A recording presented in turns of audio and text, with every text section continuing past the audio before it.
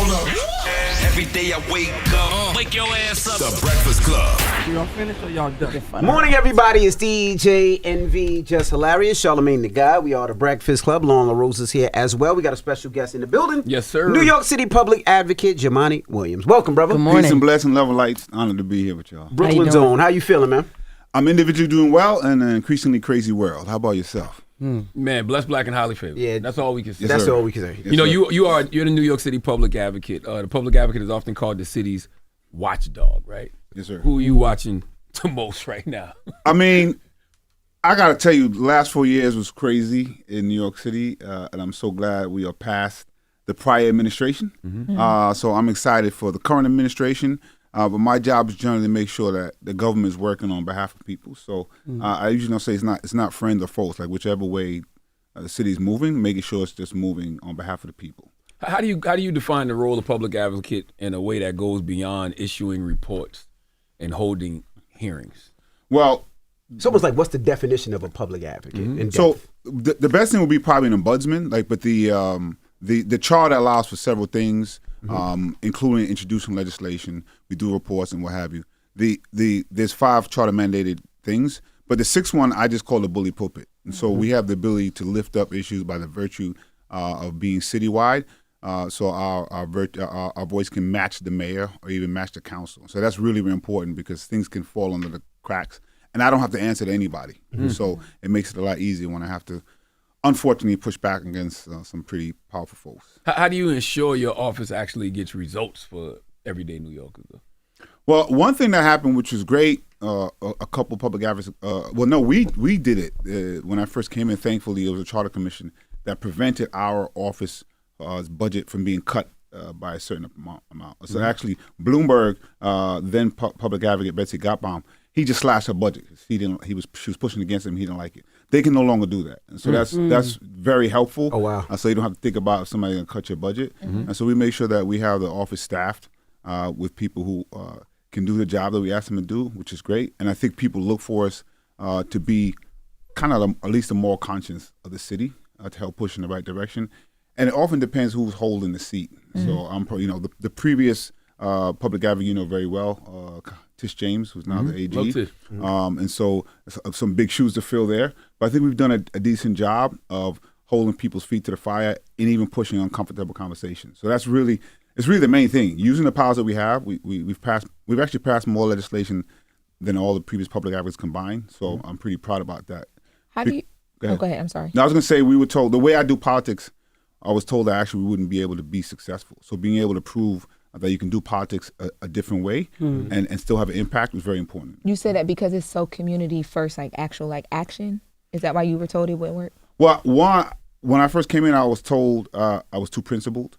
And I was told that I'd be capped in where I could go in politics. And that's like 15-something years ago. And they were not just wrong about me, but now you have a mayor who's come up in the same tradition that was not supposed to be mayor. And so it's just great to show that you don't, there's a lot of folks who think the seat they're holding is more important than the people they're representing. I think that's helped get us in the situation we are. And you don't have to do it that way. And you can still be successful. And I think it was one of the things that I really thought about. I never want to lose an election, but it's okay if you do. And I think there's not enough people who think like that. And so everything is about just make sure they win the next election. You actually can put the people first and still benefit. Yeah, I was going to ask. I know it's a lot of people that love you because you do the work of the community, obviously, but it's a lot of people, I'm sure, that's mad at you right now. You just released New York City Worst Landlord Watch List where you exposed 100 of the worst landlords in the city. Yeah.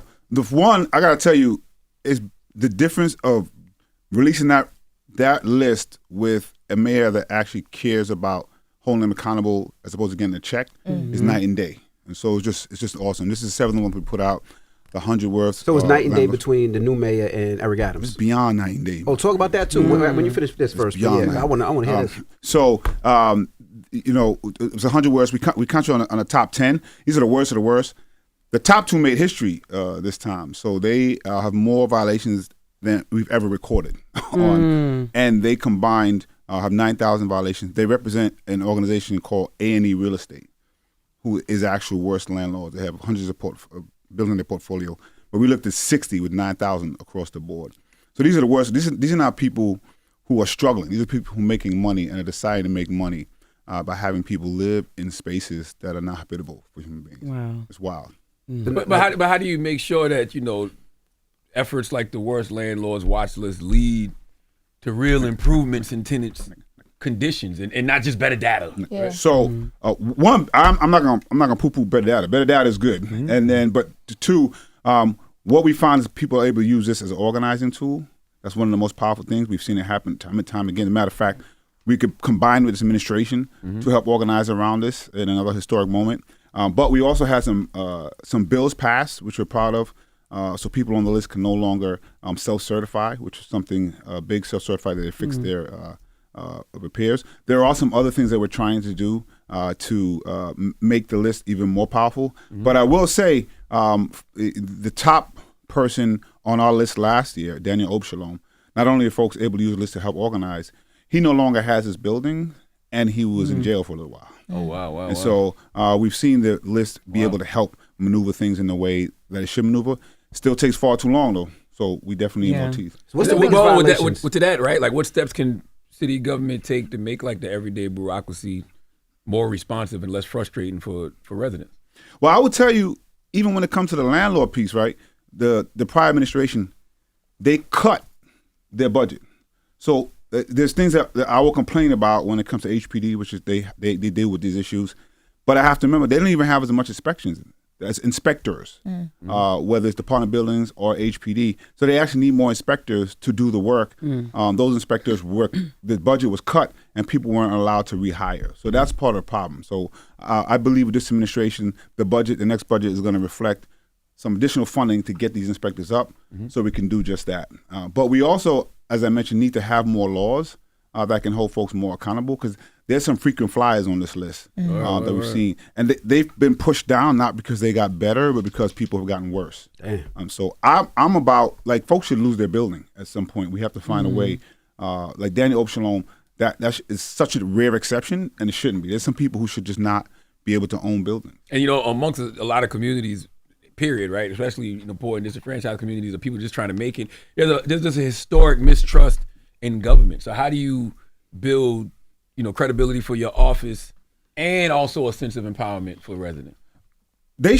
I have mistrust of government. I mean, that's a very real thing. Right. So I don't want to tell them not to, but I always am like, you just use every tool that you have. So like I have never been the hugest fan of American capitalism. I'm not gonna tell you not to get a job and get money and use it the best way you can. So same thing I think about politics and I think about government. Get involved, use it the best way you can, but also getting people elected that would help deal with that trust issue, I think is very real. That's why I'm excited about who's mayor now. I've tried to support folks who I think can bring that kind of trust to bear. But we have a tendency, the things that work are very bad. Fear works. Absolutely. Hate works. And we sometimes allow people to abuse our own biases in a way that we elect the wrong people. So some of it is we have to look at ourselves as well. But getting good people in these positions, people that really understand that the seat is not the most important thing, will be helpful. Unfortunately, those people who actually believe that sometimes have the hardest time raising money. They're usually on the outs with the political powers that be. But there's a way to do it. I beat an incumbent when I first came in, and so there is a way to do it. They make it as hard as possible. You ever been threatened by a landlord? Like, I'm gonna fuck you up. You got me on that guy. I don't know. We've had some very tough conversations with people, and people always calling, trying to get off. We don't make that final decision. HPD actually, we work with them to look at the data. All we do is look at the data on the thing. So I'm like, either the data is there or it's not. So if it's not there, you need to talk to HPD. They will tell us this person shouldn't be on. But what it does show is that there's some impact to it. And by the way, I do want to mention there are some owners that do need help. What sometimes happens is they'll put some of the most sympathetic people in the front. Our black and brown folks are immigrant. They own a couple units trying to make a living. They'll put them in the front to try to hide the really bad behavior of the A&Es of the world. So for those now, I make sure, like, what we've seen an increase in rent, but we've seen a worsening stock, which means just increasing rent is not going to help. And so it makes, you're not fixing your stock and tenants are becoming homeless. So that's not the answer. But government does have to step in to provide some assistance for these landlords, because there are some, particularly the smaller ones, that are struggling, and that's real. Let me ask you a question. First of all, what are the biggest violations that we're seeing on there? Because I seen one got 4,000 violations, another one got 3,800 violations. So what are the biggest violations that we're seeing in all this? Is it heat? Is it structural? We count primarily what you call B and C violations. Those are the worst, and they can be life-threatening, and they have to be responded to, some of them within 24, 48 hours. So a lack of heat and hot water is a very bad violation, particularly as you can see now. Is that the most that you're seeing on That's these? like the basics. We of get a lot of shelter. heat and hot water. You see rats and vermin. Infestation, I was in someone's house yesterday. Literally, it was raining from the ceiling. Condensation, so there's water all through the ceiling. There was a gentleman who hasn't had a bathroom sink in 9 months. There's holes in people's ceiling, little holes. That's crazy. It's wild. It is beyond wild. So they're supposed to have a laundry room, but they had, my staff saw. He said he thought it was a big squirrel, it was a rat, and then just water all over the place. It's really bad. It's clear that folks are neglecting these buildings, but they're collecting rent and trying to evict people. Right, because you said these are people that's actually getting money. Like, they have money. Yeah, they're not stubborn. They're just not. A lot of stuff times, right? Isn't it like people are grandfathered in and they're doing this because they want those people to get out the building, so then they could come in and make the money off of it, right? So they are trying to push out long-term tenants. Yeah. Rent stabilized. So particularly if you're rent control, usually rent stabilized. They're trying to push you out and get market rate. These folks actually had a settlement recently to deal with some repairs, but not in all the buildings. And before that, they had a settlement with Tish James, the Attorney General, because they were doing what they're calling illegally deregulation. That's what it's called. So they were taking these units out of rent stabilization illegally and putting market rate tenants in. And so one of the buildings, you could actually see the difference. You know who was just brought in and who's been here. Gotcha. One, they sometimes look a little different. And two, when I open the apartment, you can see the newness in it. And when you look at the other ones, you know that they've been here for, and they're just trying to get them out. So you do have, we have some laws to protect this as well, but they still do it, which is harassment by construction. So they might try to just year round construction. And then you have neglect. So it's a very real problem, and it is all about money. And it's tough to see folks live like this. You have people who tell me this decades they've been living in this kind of squalor, and these folks. We have senior citizens. The first building we went into, the elevator doesn't work. It's 6 flights. There's a senior citizen up there saying she had to do laundry today. She had to do groceries today. Ooh. This is a problem. It's impossible. I will say the number one worst. I don't want to forget that is NYCHA. Is what? NYCHA. Who's that? The worst actual owner is New York City.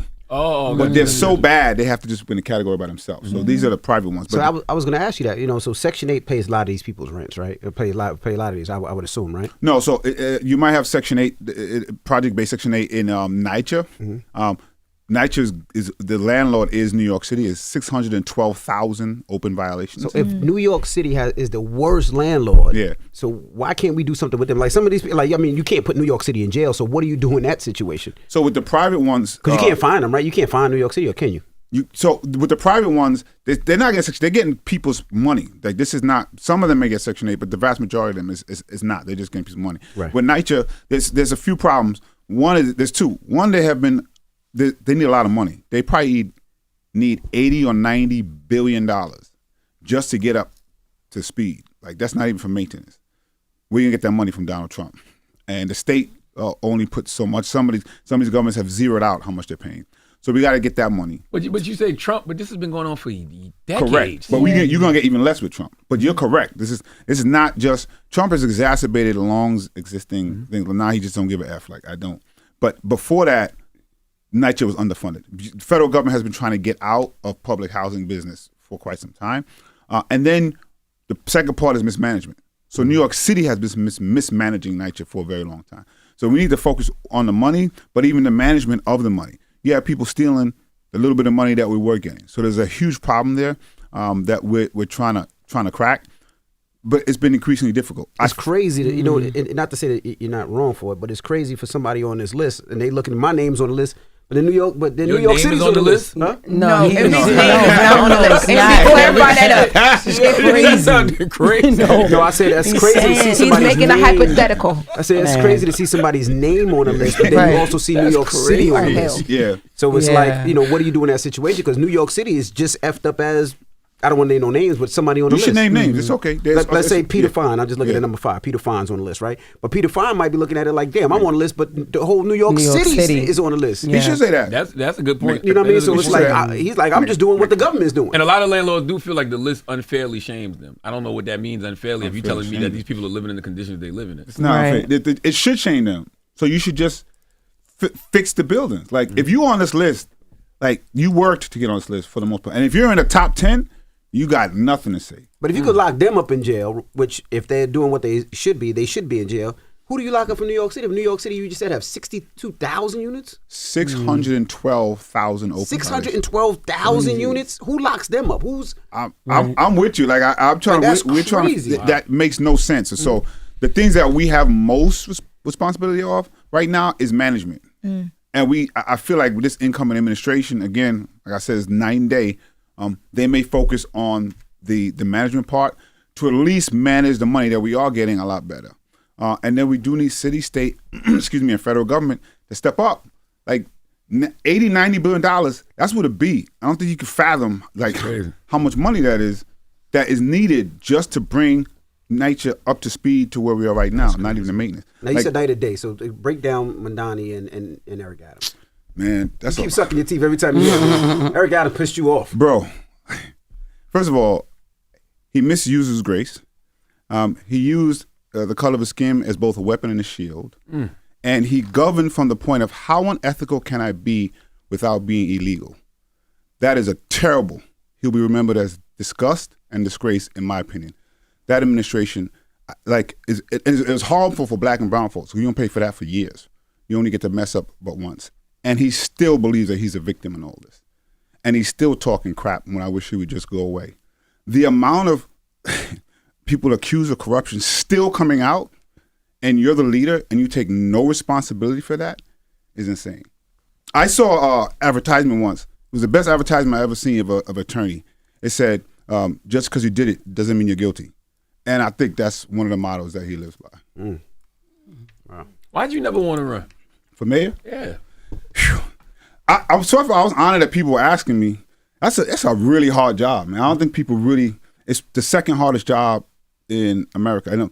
Correct me if I'm wrong, but based on because you're a public advocate, like you would have to step in if something happened to the mayor. Yeah, man. The last year was just rough because this man every other week, the rumor was that he's about to step down, and I would step in. I had a lot of friends at that moment too. They all, I don't know where they went, but I would be. And then if the most had happened, I may have run. But it was never something I sought. It's a very difficult job. I did run for governor, so people used to be like, I remember that. Why governor and the mayor? The mayor, Zoran, he has to be on 24 hours a day. Something happened at 1 o'clock in the morning, you got to go. The governor can wake up at 7 a.m. How can I help you? And so it's a different point of view. They're both difficult, and it was exciting to me to try to organize cities that people keep separate from the governor's office. But the mayor, it's just so intense. When I was in Buffalo, nobody expects you to be in Brooklyn. But if you're in New York City, you got to be in all 5 boroughs, and it's hard. So I just was like, I'm gonna I got my family and stuff. I'm gonna lean against it, unless the Most High for whatever reason said you're gonna be here. Then I would have thought about it. I would say it was from where I came from. It was just honored that people even thought I should. What should be the realistic expectation for Zoran Mandani? Because I think sometimes we adopt these savior complexes with elected officials, and we expect them to come in and wave a magic wand and everything's going to change. Like, what should be the realistic expectation? One, I tell folks, don't elect people and walk away. We did that with Obama too. Like, we elected, we thought it was over. Like, it's not over. It's a very difficult.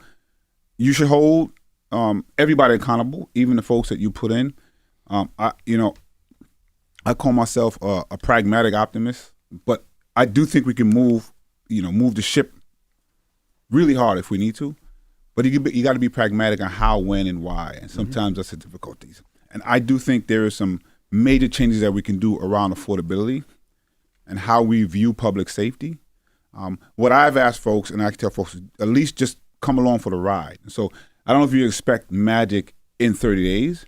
What I would like to see is a plan for people to say, this is how we're going to walk together on this journey. So like in the next year, the next 2 years, you can see this type of changes. And I think that's very realistic.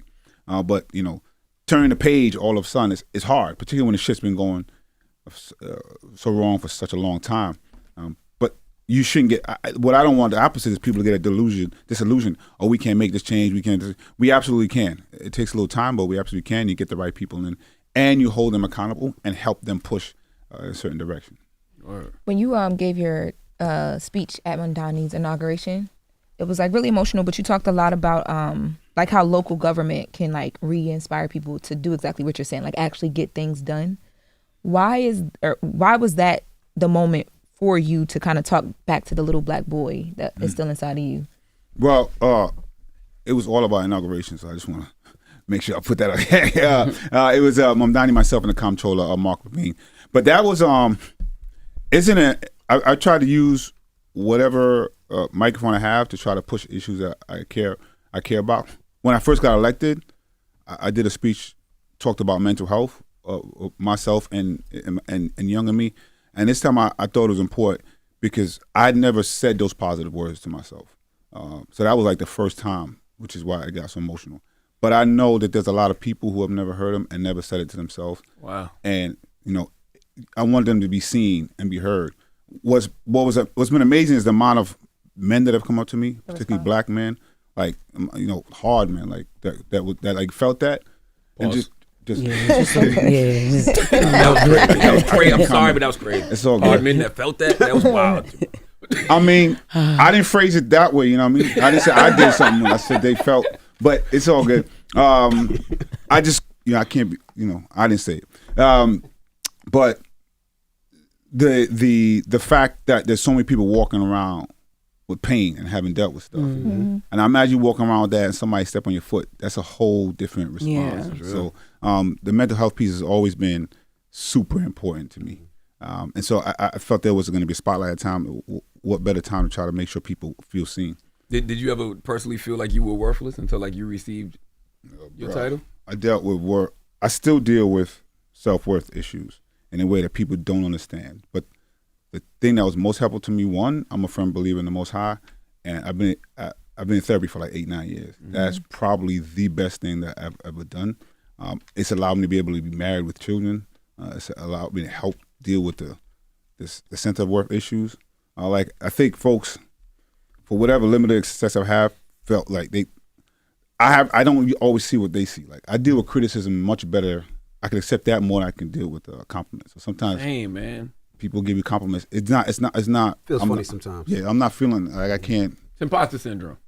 I guess. Yeah, that's what my therapist. I mean, I learned that in therapy. It's imposter syndrome, and if you've experienced some type of trauma as a child, especially like sexual trauma, they say that's when you really struggle with a sense of self-worth. Yeah, that makes sense. I mean, it's like, I guess when people give me compliments, in my head, like they're not really seeing it. All it does is I just see my failures. Like you're seeing some good, not I just the whole rest of it is not what it's supposed to be.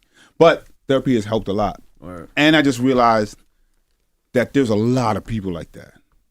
And so whenever I can, like I just want you to know it's not just you, and you got to put this face on to go to the world, and people struggling. I love the pen, the Be Love pen. Oh yeah, man, this is from the King Center.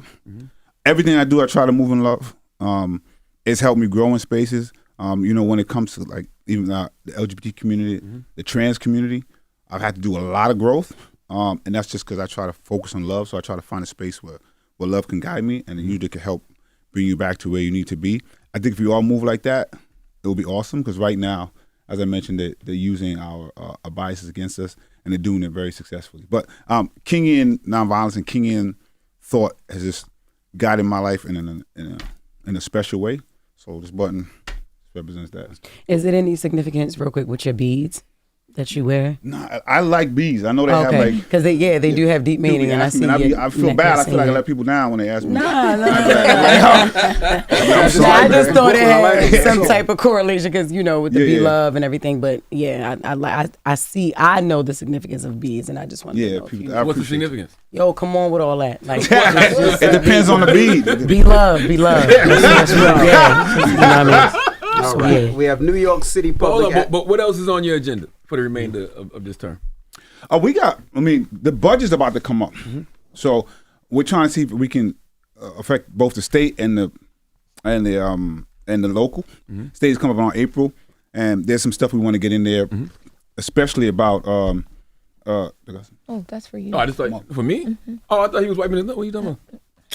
She got a little something. She's trying to help you out. You got a little. Oh, I do. Yeah. Oh, okay. Thank you for telling me. Okay, with the